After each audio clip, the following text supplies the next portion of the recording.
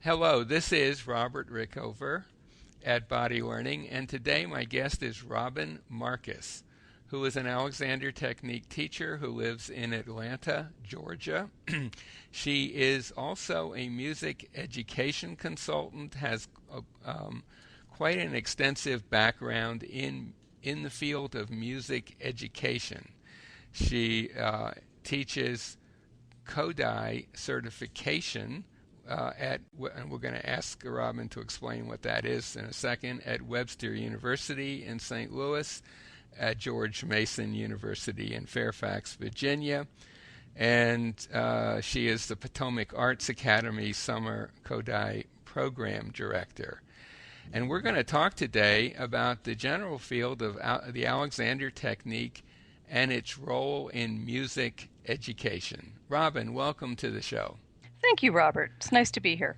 It's good to have you on the show today. Robin, could you begin by giving our listeners who may not be familiar with it a short description or definition, if you like, of the Alexander Technique? Well, you know, Robert, this is something that all Alexander teachers struggle with because the definition evolves kind of on a daily basis. Okay. But if I were with you at a dinner party and someone said, "What is the Alexander Technique?" my one sentence answer would be, the Alexander Technique is a way of unlearning habits that cause us discomfort in our daily activities. And sort of from there, people either ask further questions or they say, "Oh, that's very nice," and the subject changes.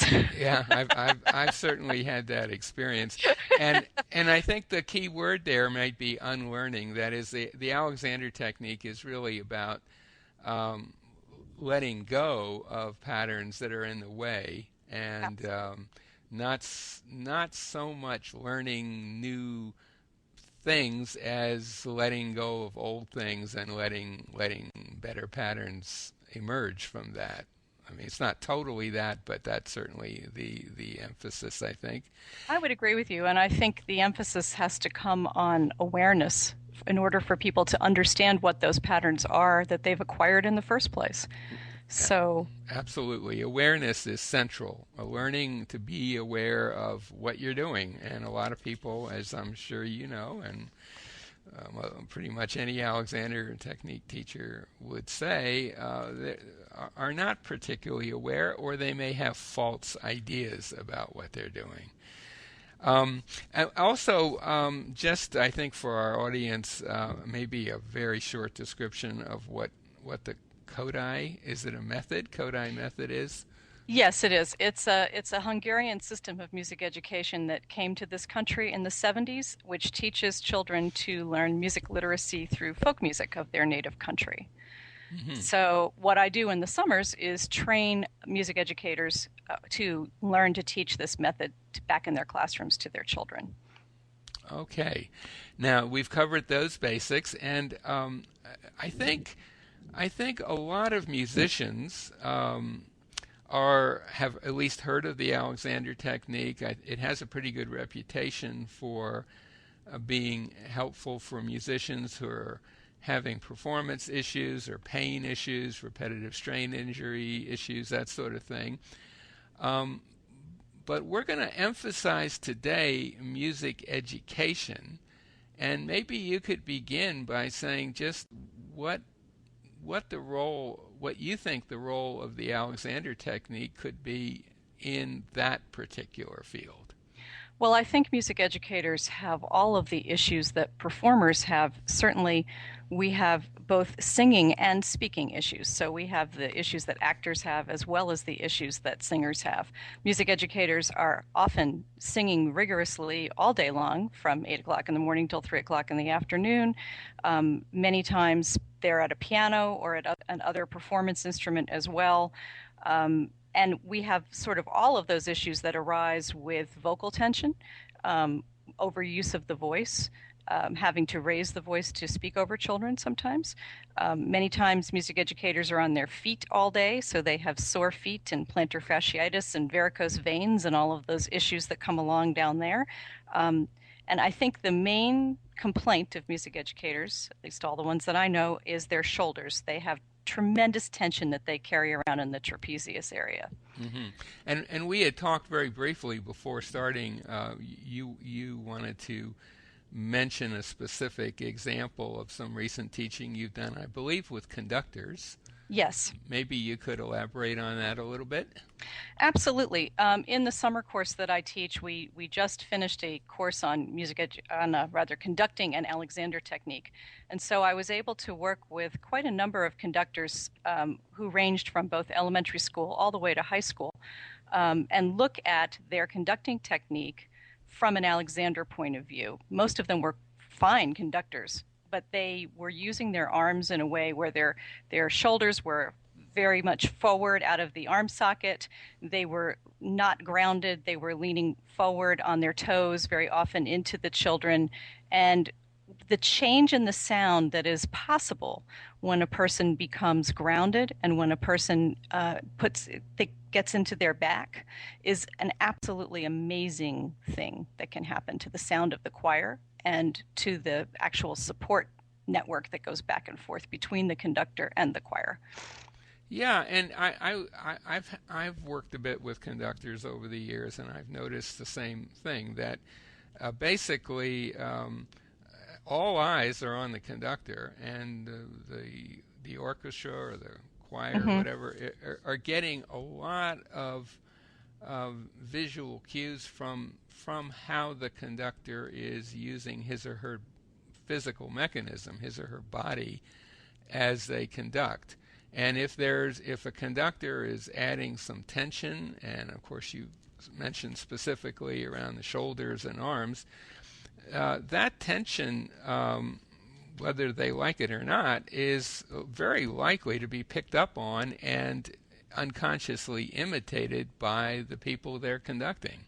Absolutely. So it's a huge responsibility, and it's part of I would say a general issue with performers, singers, musicians, particularly singers.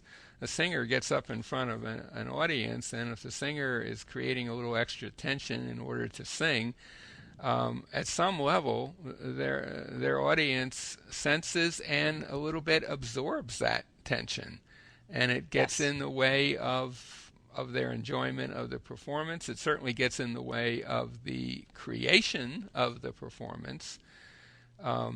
And which, if we shift over to the field of music education, a music education teacher of any kind, whether it's from grade school or through university level or whatever, as you mentioned, they're often on their feet long hours. They're dealing with classroom issues. It's a tough job, and it's not that hard to slip into some habits of tension without realizing it that get in the way in the ways that we just talked about.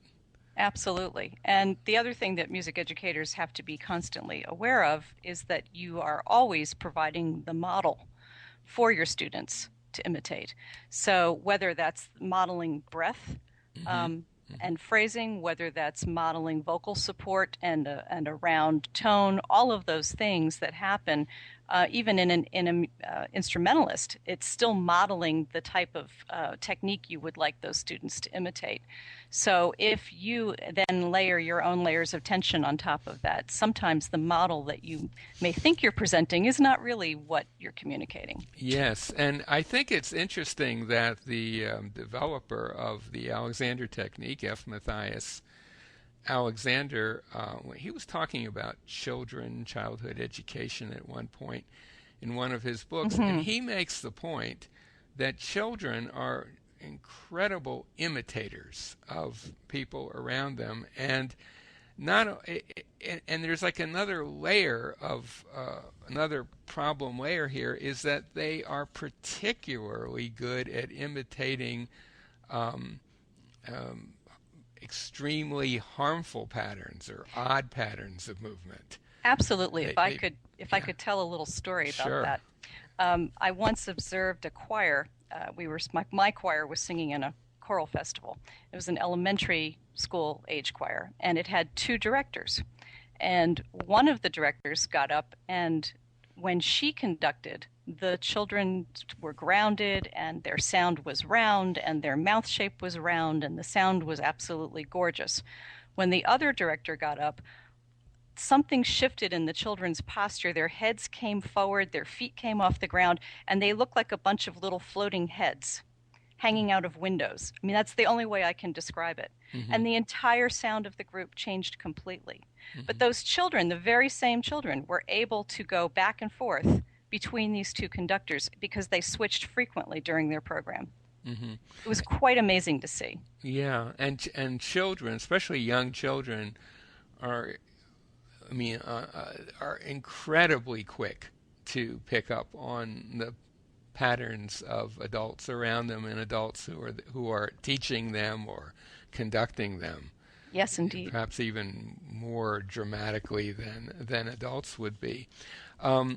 Now, another area that I would like to touch on, and this comes out of my own experience in going to grade school, junior high school, and high school concerts as our kids grew up, is sometimes you would see, like with a high school band or junior high band, whatever, you would see some students who were so obviously harmfully using themselves in playing. I can remember a high school concert I went to with my wife many years ago, where the lead pianist, not pianist, the lead violinist, who was sitting in the front, would look sort of normal when she wasn't playing, but the moment she picked up her violin, would just go through astonishing contortions in her body. I mean,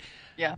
and hard for me to imagine that everyone wouldn't see that, but maybe not. Maybe that I'd have thought that the conductor would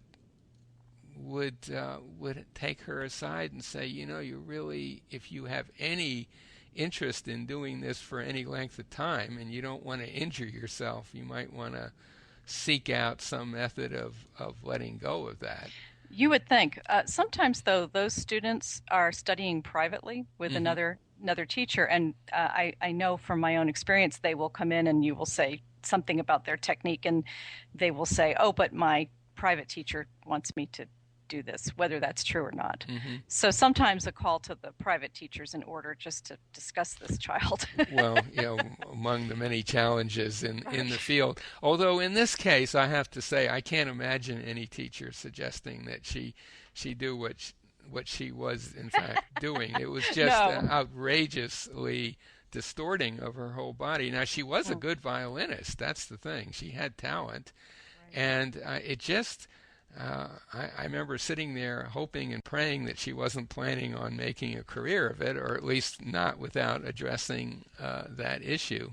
I can imagine. Well, I think again, Robert, it comes back to awareness. And if the teacher, the conductor, her music teacher was not aware of what was going on or didn't pay attention to her physical habits, then that could go by. Yeah, yeah. And that's why awareness is so important. And maybe we should talk for a second about parents of children who are studying music. Great idea. What kind of advice would you give them in terms of looking out for their kids', let's say, physical health? Uh, I well, would say go to your students' lesson with them and listen carefully to what the teacher suggests in terms of technique and how they hold their body. And if they don't look comfortable, speak up or find another teacher. and maybe in choosing a teacher, look for a teacher who does seem to be comfortable from what you can see. It Absolutely. doesn't Or a seem to. teacher who has some experience with Alexander Well, technique. that would be good. Although, Yes. in all honesty, you're not going to find that a lot. You may find it's in some areas of the country. Yeah. Um, yeah, and I think also, I think maybe a parent needs to observe their child playing from time to time, simply from the point of view of what are they doing with we could call it posture. It's a Hmm. tricky word in the Alexander Yes, it technique, is. but what are they doing to themselves in order to play? And for Exactly. example, if you have a son or a daughter who's playing violin, and every time they put the violin up on their shoulder, they scrunch their shoulder up towards their head, and they scrunch their head down, and they distort themselves more more than would seem like necessary, more than would seem. Obviously, you have to do something different with yourself to play an instrument, but if you see sort of a large amount of tension coming in, that would be kind of a danger sign. Or, Yes. of course, as happens sometimes, if your child suddenly develops severe pain or whatever, Yes. that should be a really serious warning sign, because Yes. a high school kid should not be experiencing RSI or tendinitis or whatever. I Right. mean, If I can give you a specific example of sure. that, I had a young lady come to me several years ago. She was getting ready to do all of her college auditions. She was a very serious flute player. And she was terrified because she thought she was developing carpal tunnel. She had tremendous pain in her wrist, and her fingers were going numb every time she played her flute. And the fingers going numb was sort of the key to me to take a look at what was going on in her neck, because what she was actually doing was putting so much tension in her neck in a very subtle way that she was pinching the nerve that goes down to into the little finger. And that's what she did not have carpal tunnel syndrome. She was very relieved to discover that Hmm. really all of her issues were around tension in her neck while she was playing her flute. But I had the privilege of working with her to get her ready for her college auditions, and it was great fun and really helped her a lot to free her up. But that was a case of something where, yes, she was in severe pain, but what she was actually doing was subtle enough that her teacher would probably not have picked up on it. Yeah, sometimes those tension patterns, particularly head neck ones, can be fairly subtle, but can have huge Exactly. effects. And Yes, indeed. the example you just gave is a good example of that. Is Robin, is there anything we haven't covered that you want to mention before we bring this conversation to a close? Only that in being a music teacher, really our primary job is communicating the joy of what we do to our students. And that it's so important to be present in that moment and be with our students while we're doing it. And that is really, I think, another area where the Alexander technique can be hugely useful. Because if we are able to be more aware and more present in the moment, we do a much better job of communicating that to our students. Absolutely. I mean, if nothing else, having lessons in the Alexander technique will nudge you in the direction of being present in the moment, because you're being asked to observe yourself in the moment in ways that perhaps you're not used to. Yeah. Yeah. Okay. Well, I think this might be a good point to close the conversation. My guest today has been Robin Marcus, who is an Alexander Technique teacher and a music educator who lives in Atlanta, Georgia. If anything we've been talking about intrigues you, if you're a parent or a teacher or indeed a student, a music student, and you live in the Atlanta area, contact Robin. We'll put a link to her site by the interview. And if you live anywhere else in the world, we'll put a link to a site where you can find a teacher in your area. Robin, thank you so much for being on the show today. Thank you so much, Robert, for having me. It's been a pleasure.